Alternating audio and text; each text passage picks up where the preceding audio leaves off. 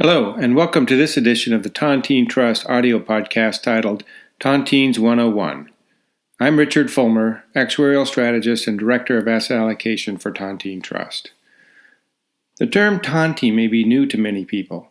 This is not surprising given that the once common term largely fell out of use around 100 years ago. Let's review what a tontine is and take a quick look at its history and why it's making a comeback. So what is a tontine? Quite simply, a tontine is an investment scheme combined with a particular payout scheme. Monies are invested and paid out according to the tontine's governing documents. The key differences between a tontine and an ordinary investment fund in which you might choose to invest are twofold. First, an investment in a tontine is generally irrevocable. Second, monies invested in a tontine are not transferred to an investor's heirs or other designated beneficiaries upon death. Rather, such monies are apportioned to the other living members of the tontine. Thus, monies that are forfeited by those who die are credited to those who live, increasing the return that is enjoyed by the surviving members. These extra returns are often referred to as mortality credits.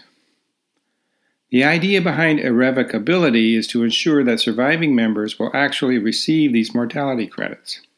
After all, if members are allowed to freely withdraw all their money from the tontine while still living, there would be nothing to transfer when they eventually die. With a tontine, then, you give up the ability to withdraw from the scheme at will, but you gain mortality credits on top of the scheme's underlying investment returns. As a result of gaining mortality credits, tontines can pay out to survivors significantly more than an ordinary investment fund. Furthermore, tontines can be designed to provide lifetime payouts, making them a great alternative for retirees. Let's look at a very brief history of tontines. Tontines were first conceived and organized in the 17th century, largely as a way for governments to fund wars. These ancient tontine schemes typically had lottery-like elements to them. In addition to some modest amount of interest, the tontine would grant very large windfalls to the lucky few who were lucky enough to outlive the other investors. Before long, entrepreneurs began to realize that tontines could be private ventures and redesigned to provide higher payouts in the early years with less of a last survivor take-all windfall at the end. In other words, they could be transformed from lottery-like to pension-like. The insurance industry took up the idea and began selling these new types of tontine schemes, which became very popular. Unfortunately, some providers of tontines proved to be bad actors, finding ways to effectively defraud investors through self-dealing practices. For example, one provision that served to benefit the company selling these products at the expense of investors was so-called deferred dividend policies that paid nothing in the first few years, but required the investor to continue making periodic investments or face losing their entire investment. Furthermore, amounts forfeited this way would often go to the tontine provider rather than to other investors who are investing in the tontine. After receiving complaints, regulators moved to disallow the sale of such deferred dividend policies, and tontines soon fell out of favor. In the 21st century, however, academics and others have called for the return of tontines. Benevolent tontines designed and managed under a trust law with all modern techniques used by ordinary investment funds to prevent fraud.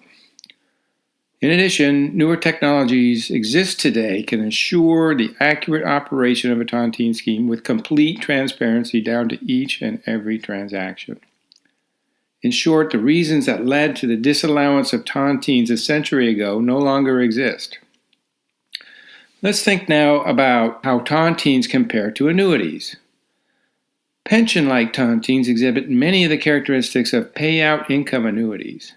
The primary difference is that an annuity income is guaranteed by an insurance company who charges for this. Guarantees are not needed in tontines because the investors share risk among themselves by way of transferring the balances of those who die to those who survive. Because the rate at which people die is not certain, The mortality credits that a Tontine investor expects to receive will experience some variability over time. However, if the number of investors in the Tontine pool is sufficiently large, this variability is likely to have only a small effect on the Tontine's payouts.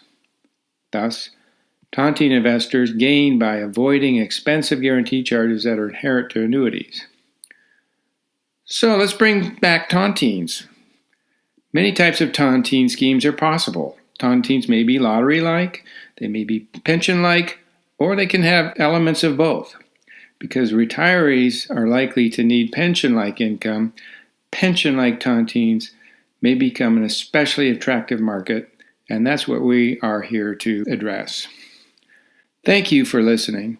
If you are interested in learning more about Tontines or Tontine Trust, please see our website, www.TontineTrust.com. Tontine Trust, revolutionizing retirement.